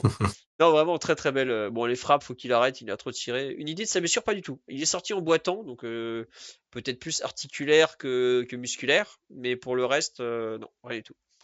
Devant, parce qu'on en est à 1h15, on va essayer d'accélérer un peu pour que tu puisses aller dormir. Tu veux parler Barcola, Doué, Dembélé? Est-ce qu'on évoque le cas Désiré Doué? Allez, on va parler. Ah, Allez évidemment. Désiré, allez Dez. C'est l'un des gros morceaux, et c'est parce que c'est un joueur différent et Et ouais, différent parce que il peut te faire passer de la joie à l'énervement très rapidement. Désiré Doué, donc hier, je trouve, enfin avant-hier, puisque on est déjà jeudi. Bah Doué, moi j'ai un sentiment vraiment contrasté parce que bah, tu l'as dit en plus en début de podcast, il arrive à t'apporter quelque chose, même dans le rôle défensif, à un moment du match avancé où entre guillemets on pensait il était peut-être cuit et qu'il faisait que des mauvais choix. Et donc en fait dans un match, lui on a ce qu'il arrive à produire, c'est pas toujours déterminé par ses qualités physiques. Et en début de match moi, je trouvais que c'était un joueur qui était dans le ton de l'équipe. Il prenait les décisions qu'il devait prendre. Il était propre techniquement. Il provoquait quand il fallait. Un joueur qui provoque, qui perd des ballons de temps en temps, mais c'était pas problématique. Il est, euh, il était dans de meilleures sensations que vendredi parce que il avait un peu cette facilité à faire plusieurs touches de balle dans des petits espaces et à conserver sans forcément éliminer. Et puis après, c'est je pense que lui aussi, quand bah, il a fallu peut-être se précipiter plus pour faire la décision, bah, ça a été, en tous les cas, sur le côté droit, de moins en moins bien. Beaucoup de ballons perdus et surtout beaucoup de situations où il tente de provoquer plus qu'il ne faudrait, de s'amener très, très éloigné sur le côté droit, long de ligne de touche pour montrer, alors, je vais pas dire montrer, ce serait péjoratif, mais en tout cas pour se mettre dans des situations qu'il pensait favorables, mais qui n'étaient pas forcément. Et puis après, au milieu de terrain, ouais, je vais reprendre ta formule, if I speak, parce que il Oh, a visiblement, ou en tous les cas de tous les connaisseurs, qui, avant qu'il arrive au PSG, c'était son poste, c'était là où il deviendrait le joueur qu'il est amené à devoir être ou à devenir. Mais moi, je le trouve bah, hors de nul! propos. Ouais, Nul! totalement. Non, mais en relayeur, Il a- excuse-moi, il est nul en ce moment. Excuse-moi, je hurle, je réveille tout le Non, monde. non, vas-y, parce que Non, mais je suis d'accord avec toi. franchement, en relayeur, le problème, c'est qu'il joue en relayeur comme il joue en ailier. Mais le principe des postes, c'est que ce qu'on te demande, ce que tu es censé apporter, c'est pas pareil. Et en relayeur, il est relayeur droit hier, donc on fait rentrer, bah, il y a Gvara à gauche, de Ramos devant, Dembous à droite, donc il est relayeur droit. Et le mec, il part en espèce de dribble. Je fais, mais je crois même à un moment que Dembous a un geste de genre, mais qu'est-ce que tu fais? Bah, t'es relayeur là, t'es pas ailier quoi, t'es pas sur le long de ta ligne comme en première mi-temps, coincé entre deux joueurs où là ça s'entend que tu dribbles. D'ailleurs, il dribble, il perd la balle, il fait n'importe quoi, donc voilà. Mais non, qui se retrouve déjà à ce poste de d'ailier, c'est vrai je trouve qu'il a un vrai problème de coffre en ce moment. Je sais qu'il y a des personnes qui trouvent qu'il en fait trop, et je suis d'accord. Ouais, le double contact à droite, là, il m'a rendu fou, moi aussi. Personne n'en parle sur live.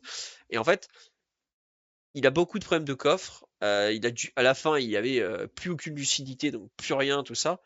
Mais plutôt que plus qu'une question de concurrence, comme j'ai dit, ouais, il manque de concurrence, il doit aller sur le banc de touche, tout ça. euh, je pense qu'il a besoin de jouer, en fait, au contraire. Faut qu'il joue, faut qu'il joue, faut qu'il joue, faut qu'il retrouve du code, de l'endurance, du coffre, de l'habitude et tout ça. Si vous voulez un exemple très simple, là, hier, le match, c'est la première fois, c'est le deuxième match seulement de la saison où il a joué l'intégralité de la rencontre. L'autre, c'était le Trophée des Champions, où il avait été catastrophique, mais où les changements avaient été faits de telle façon que il avait fait tout le match. Son début de match est très bon, je suis d'accord, mais il y a un problème, quoi, en fait. Il y a un problème, c'est que ça dure pas. Et c'est pas la première fois. Non? Ou je où je suis zinzin, quoi. J'ai l'impression que ouais, l'autonomie, elle est pas. L'an dernier, ça a été un monstre d'endurance, et j'ai l'impression qu'en ce moment, il faut, au bout de 60 minutes, limite, faut le sortir, quoi. Alors après, je sais que Luis Enrique, c'est dur de sortir Désiré 2 parce que c'est tellement un joueur comment dirais-je, qui est compliqué à enlever parce il est capable de gagner le match à lui tout seul, quoi. Et je suis d'accord qu'il force un peu sur les skills, tout ça, mais à mon avis, il a surtout besoin de jouer et l'enchaînement des rencontres va lui faire le plus grand bien. Un peu comme Dembélé à une époque, même si là ça va un peu mieux. Mais il y a. Je sais pas. Je sais pas, Daryl, non, excuse-moi, c'est l'habitude. Mm. Blaise, je sais pas ce que t'en penses sur la partie Ouais, il besoin de doit jouer. jouer. Ouais. Il doit jouer, il doit jouer et il doit jouer. et il doit, je vais le dire, parce que on est dans un temps un peu plus calme, mais il doit aussi rater. Dans le sens où, moi qui fasse des dribbles, comme tu l'as dit, quand il est sur le côté droit, je suis habitué à ce qu'un ailier, en fait, il ait pas 100% de réussite, et surtout un ailier comme Désiré Doué où il y a plus de dribbles entre guillemets que de courses. Je schématise grandement. Mais ouais, non, sinon, moi je suis d'accord avec toi, il doit jouer, il doit continuer à améliorer sa condition physique, et je suis persuadé qu'il y arrivera parce que sur les moments où, enfin, en première mi-temps notamment, quand il est dans le ton et qu'il fait les bons choix, en fait, on se rend compte que bah, sa qualité physique, elle impacte grandement ses choix techniques. Donc, ouais, il doit jouer. Après, le truc, c'est que je sais pas comment, entre guillemets, il peut récupérer plus vite de la condition pour terminer un match, parce que il joue quand même beaucoup en ce moment. Ouais, ouais. Il joue quand même beaucoup. Donc, c'est bien. On a, entre guillemets, un peu plus de temps pour le laisser revenir. Et là, d'ailleurs, une petite corrélation entre les revenus de Doué et Dembélé dans l'équipe et peut-être les résultats là, un petit peu moyens sur ce début d'année 2026, montrent que, ouais, c'est des joueurs qui doivent jouer et qui, bah, peut-être auront un impact sur la séquence un peu négatif sur les résultats de l'équipe. Mais je pense qu'à terme, on va les retrouver avec les grandes qualités qu'on leur connaît. Ouais. Tiens, une question intéressante sur les lives. Attendez, j'ai perdu. Comment vous expliquez que nos attaquants Dondoué n'aient pas de réussite dans les frappes de loin? La frappe de loin, par définition, t'as quand même une variance en termes de réussite qui est important, hein. Des fois, c'est légèrement dévié, ça finit au fond. Des fois, tout est repoussé. Doué s'est beaucoup retrouvé à tirer pied gauche et il est quand même pas très très précis du pied gauche. Est-ce que vous avez en tête un but de Désiré Doué pied gauche? Ah oui, le Bayern Munich, Philo. Oui, c'est vrai. Mais tu Ah, vois, tu joues le club. c'est honnêtement, à part celle-là, j'ai vu que des frappes pied droit de sa part de mémoire. Que Oui, du oui, pied non, droit. mais ouais, c'est un des, c'est vrai qu'il a, ouais, il a vraiment un profil un peu particulier parce que c'est un joueur très technique, mais contrairement, entre guillemets, à beaucoup de droitiers, techniques qui sont capables d'utiliser les deux pieds, notamment dans la frappe, lui, il est très, très fort parce que sur son côté droit, enfin, en tout cas, avec son pied droit, je pense que dans les frappeurs de l'effectif, il est dans les premiers, hein. Mais ouais, son pied gauche, au moment de finir, il est pas forcément, très bon. Et ouais, quand il rentre comme ça, parce il a souvent cette facilité à rentrer comme ça, par des petits dribbles, et en fait, on peut pas le toucher. Mais ouais, la finition à ce niveau-là, elle est pas extra. Et bah, je, je pense que dans ce que tu disais, c'est aussi vrai dans le sens où bah, la frappe de loin, vu qu'elle entraîne parfois aussi de la précipitation, vu que l'équipe adverse, enfin, elle fonce vers toi, ou en tous les cas, t'as moins de temps que quand tu peux être dans d'autres situations, avoir un pied, entre guillemets, plus faible, bah là, ça se voit grandement avec Désiré Doué. Ouais.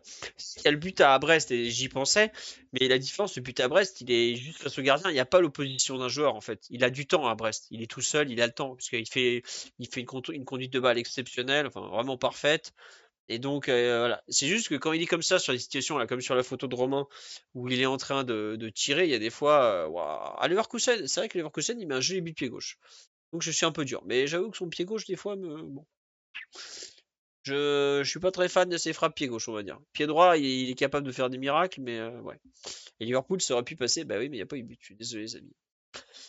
Est-ce qu'on parle de Dembouz, de Barcola, de Moi, Kvara? bah, moi, Dembouz, j'ai pas trop grand-chose à dire. Après, je sais pas si tu voulais en parler, Euh, toi. Il y a un truc, je sais pas ce que vous en avez pensé. Moi, bah attends, c'est pas cette photo pour illustrer qui est mieux, c'est celle-ci. Je l'ai trouvé excessivement nerveux. Je ne sais pas pourquoi. Je sais pas s'il y a des trucs qui lui allaient pas, s'il était ronchon ou quoi. Je l'ai trouvé très nerveux. On me dit sur live, il a l'air tendu. Ouais, ouais, je sais pas. Alors, les choix de l'équipe aussi. Ouais, En première mi-temps, bon, lui, il a pas toujours aussi les choix justes, mais ouais. en première mi-temps, notamment, il y a des décalages qui doivent être faits. Et lui, bah, on l'a pas trouvé dans la surface, mais à ces moments-là, il l'était. Et ouais, on l'a vu en fait assez agacé par certains choix, et il le faisait ressentir. Après, il y a l'action de l'égalisation où il se chauffe un peu avec un joueur adverse. C'était Mais Ilation, je crois. moi, je l'ai plus senti agacé par les choix de ses coéquipiers et par l'envie, je pense, de gagner. Et en ce moment, on le sent très motivé. On le voyait quand il marque, donc je pense que ça participe. Et il y a un truc, moi aussi, il y a l'action là où je crois que c'est Mayulu, le décale côté droit, et il rate sa prise de balle, il marche à moitié sur le ballon. Pas ballon d'or, ça, Ousmane. Pas... Même l'action où il crochette et finit pied gauche, Ouais, pareil, j'allais en ouais, parler il peut après. faire mieux, ouais. Il Ouais, je peut suis faire bien d'accord. mieux. Surtout enfin, il est tout seul face à un défenseur qui est quand même, je crois que c'est Reis à ce moment-là. Reis, normalement, tu le travailles un peu, tu le fais exploser, hein, donc ouais. Je pense qu'il était aussi énervé par son match. Il y a un contrôle qui part en touche. Ah ouais, le contrôle pied gauche là. Il était pas beau celui-là. Ouais, non, j'ai vu ça, je suis oh là là. Contrôle, peut-être un petit hommage PSG Sporting à Manuel Ugarte. Ce contrôle porte-manteau raté qui finit en touche. On pense à toi, Manuel, on t'embrasse. T'es bien au chaud sur le banc de Manchester, t'inquiète pas. En plus, t'es à l'abri alors qu'il pleut tout le temps, donc c'est parfait. Euh, sur Barcola ou Gvara, est-ce que tu veux rajouter quelque chose pour l'entrée de Ramos? Franchement, je sais pas s'il a touché plus de 3 ballons, quoi. Vraiment, c'était. Bon, il est rentré au Ouais. mauvais moment aussi, faut le dire.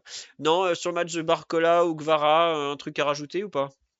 Barcola, sur ce qu'il a pu apporter quand il a été trouvé, j'ai plutôt bien aimé, même si aux abords de la surface, il y a eu un manque de variété et de justesse. Parce que honnêtement, vu les différences qu'il faisait par sa vitesse, ouais, normalement, Barcola, il doit trouver un de ses coéquipiers, ça fait un 0 ou 2-0 parce qu'il est très altruiste. Donc un peu je vais pas dire déçu, mais enfin aussi je vais le dire grandement déçu par la finition, mais c'est pas un match négatif.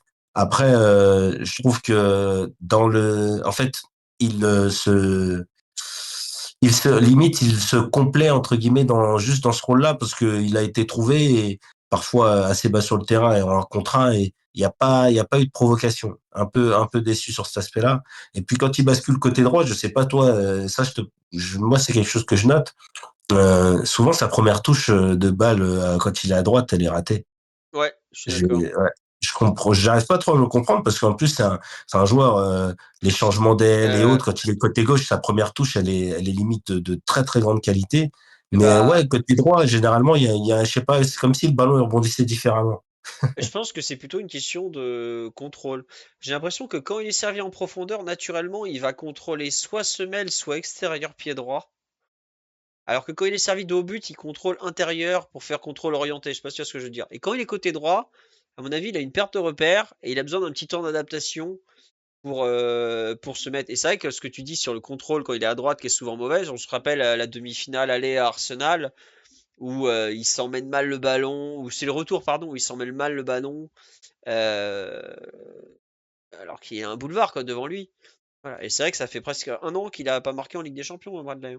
Dernier but, Et c'était à Brest, tu hein. t'es pas trompé, Philo, hein. Il y avait aussi à l'aller où, à 1-0, là, il y a les occasions en fin de match et il y en a une Ouais, qui croise, là. Parce ouais, qu'il c'est se l'emmène ça. un peu. Ouais, il a Ouais, un peu mais de tu mal à vois, se l'emmener. là, à ce moment-là, ce qui rate, c'est la frappe, c'est pas la façon dont il s'emmène le ballon. C'est pour ça que j'ai changé, que c'était plutôt au retour où il rate les contrôles. Mais ouais, t'as raison sur bon. Il est- Pardon, excusez-moi. Il est pas toujours très, très fiable à 100% sur sa conduite de balle. Et moi, je suis d'accord aussi sur le fait qu'il a pas assez provoqué, quoi. Il est contre Ivan Fresneda. Et oh, Fresneda, c'est un mec qui vient de Liga, qui est pas ultra athlétique. Normalement, il doit le manger, hein. Sa feinte, quand il fait semblant de repartir en arrière, qu'il pousse le ballon et qu'il accélère, elle doit passer hein, là-bas, hein. Donc, un peu. Après, à son crédit, il jouait côté gauche et le PSG a beaucoup, beaucoup attaqué côté droit. Ousmane, il a beaucoup, beaucoup, beaucoup décroché côté droit, demi-espace, et sachant qu'il y avait Doué à côté, ça n'a pas aidé non plus, donc c'était pas facile pour lui d'exister. Mais il y a une façon d'attaquer le ballon quand même, au bout d'un moment, Bradley, il faut peut-être un peu forcer ta nature. L'action que fait Gvara, je regrette. Le but de Gvara. Barcola, il a le niveau pour le faire, hein. Mais est-ce qu'il a la volonté pour le faire? Je suis moins certain. Je trouve qu'il y a une question de mentalité en Ligue des Champions avec Barcola. C'est un joueur doué, qui est pétri de qualité, qui sait faire des choses vraiment, qui a une compréhension des espaces, de plein de choses qui est de très très haut niveau. Mais il y a un moment, c'est terrible ce que je veux dire, mais la Ligue des Champions, faut savoir faire mal, quoi. Kvara, sur le côté, il veut faire mal. L'adversaire, il est pas là pour jouer avec, il est là pour l'humilier, le passer et aller dans la zone, quoi. Et Bradley, tu sens pas ça avec lui, quoi. Paradoxalement, je pense que tu as totalement besoin de lui contre des blocs bas parce que c'est celui qui se déplace peut-être le mieux sans le ballon parmi nos joueurs offensifs. Mais il y a un moment, il faut rentrer dans la surface et il faut marquer, quoi. Faut arracher la balle quand tu tires. Enfin, je sais pas s'il faut l'enrager ou quoi, mais ça peut pas passer en fait. Il y a un moment, il faut, comme on dit sur live, muscle ton jeu. Mais il y a un peu de ça, hein. C'est un peu Robert Pires qui était très fort en Ligue 1 et qui en Ligue des Champions ou en équipe de France était très mièvre. Bah Barcola, il y a un petit peu de ça, quoi. Donc pour moi, c'est dommage de pas voir Barcola faire l'action que Kvara fait. Attendez, de dribbler un peu un joueur et envoyer une frappe lucarne opposée, il sait le faire, hein, quand même. Alors, je pense qu'il aurait courbé sa frappe et tiré un peu moins en puissance, mais il y a un petit problème malgré tout ouais, d'envie de faire mal, tout ça, tout simplement. Donc, tant pis pour lui, hein. Je pense qu'il rejouera dès ce vendredi à Auxerre et il est capable de te faire exploser Auxerre en un quart d'heure uniquement avec ses courses et ses centres. Mais la Ligue des Champions, ça demande un peu plus que ça, quoi. Donc, à voir. Blaise, est-ce que tu veux rajouter quelque chose sur Gvara, Barco, Ramos ou autre où on a fait le tour? On a fait rapide pour une fois. Non, pour moi, non, je n'ai pas forcément grand-chose à rajouter. Très beau but, il faut le dire, de Gvara. C'est vraiment un beau but, une prise d'initiative qui lui ressemble. Après, j'ai pas noté des choses. Ouais, je l'ai trouvé quand même volontaire. Lui, il a provoqué Ouais, pour le coup. Il a essayé d'amener le ballon proche de la surface, mais effectivement, non, j'ai pas grand-chose à ajouter sur ce match. ok. Euh, Merci à Ebitda 1983 et à Sankara pour les subs. Je vais finir avec un truc important qu'un des liveurs m'a envoyé via Twitter, c'est les simulations de paires en fait.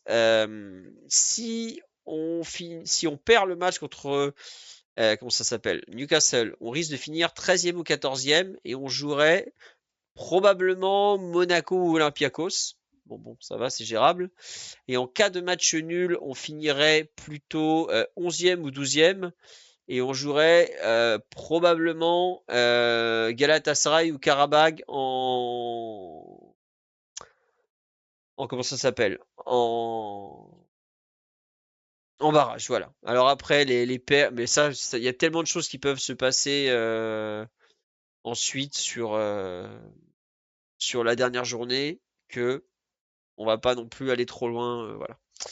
En 16e, oui, les barrages, c'est un 16e de finale en quelque sorte, c'est vrai. On me dit sans Ruiz contre Newcastle. Attendez, on sait pas encore ce qu'il a, à moins que ça ait été annoncé, mais j'ai pas vu. Voilà. Est-ce qu'il y a un monde où on se tape l'OM? Bah, étant donné qu'on s'est tapé Brest l'an dernier, je pense qu'il y a effectivement une possibilité qu'on joue contre l'OM. Ça serait drôle. Enfin, quoique, vu les deux derniers PSG-OM, c'était pas une bonne idée, mais bon. C'est possible. Après, on n'en est pas encore là, quoi. Et oui, grosse bagarre pour le top 24, le top 8 et tout ça. Le top 8, à cet instant, il me semble qu'il y a que Bayern et Arsenal qui ont validé leur place dans le top 8. Même le Real qui est troisième ne l'a pas validé. Ah oui, on veut Monaco. Oui, non, on voudrait surtout être dans le top 8, hein. Mais ceux qui vont prendre Monaco, c'est un bon tirage en ce moment, ouais. Ah ouais, là, après Monaco, je pense que s'ils veulent faire un truc extraordinaire, avant la fin du mercato, ils se font prêter Lucas Chevalier. Et là, on peut atteindre une dimension encore. Quand je vois la défense qu'ils ont déjà, on leur rajoute le petit prince de Calais, ils peuvent atteindre un niveau stratosphérique. Donc, non, non. Bah, ils en ont pris 6 encore ce week-end. Ils tournent à 2 buts encaissés par match. Enfin, il n'y a rien qui va dans cette équipe, quoi. Voilà. Avec Thilo Kehrer, bah. Ouais. Thilo, bon, compliqué en ce moment. Compliqué. On me dit, moi je veux Bono au PSG. Bah oui, mais bon, en ce moment, il est en Arabie Saoudite et il est très très bien payé, hein. Donc, ça va être dur de le faire venir. Sur ce, merci pour votre présence, votre fidélité. On a fait un petit podcast parce qu'on n'était que deux. Mais on s'est dit que c'était quand même important de revenir sur ce Sporting PSG qui, comme vous avez vu, nous inquiète pas énormément, énormément. Mais bon, même si c'est quand même une défaite très frustrante. On se retrouve lundi soir au menu. On fera le débrief rapide d'OCR PSG. Il faudra voir ce que ça donne. Et la petite preview de PSG Newcastle. Les Gordis qui reviennent au Parc des Princes. On continue de chercher la raison de la case du vendredi à 20h. Ouais, ça c'est hallucinant. Vraiment, c'est. Tu voudrais fausser le championnat, honnêtement, que tu t'y prendrais pas autrement. Faire jouer un club en Ligue des Champions le mardi à l'extérieur, puis le vendredi de nouveau à l'extérieur en Ligue 1. Alors, à moins que ça soit une demande du PSG, je ne, je ne comprends pas. Pour moi, ça n'a aucun sens. Mais bon. Alors après, si je peux me permettre, est-ce que je préfère pas jouer le vendredi à Auxerre pour avoir ensuite 5 jours pour préparer le dernier match que le dimanche à 15h et recevoir Aston Villa comme Newcastle va le faire? Chacun jugera ce qu'il est mieux. On dirait les 49ers en playoff ce calendrier. Oui, oui, oui, il y a un peu de ça. C'était pas les pires, hein. Les Texans, c'était encore pire. Ils ont joué le lundi puis le dimanche, 2 déplacements pas possibles. Enfin bref. Allez, on parlera NFL une prochaine fois. En attendant, on vous embrasse, on vous remercie pour tout. Et on vous dit donc à lundi. Bonne nuit tout le monde. Ciao, ciao, bisous. Ciao, Bani. Allez, à bientôt. Et vive l'open source comme toujours.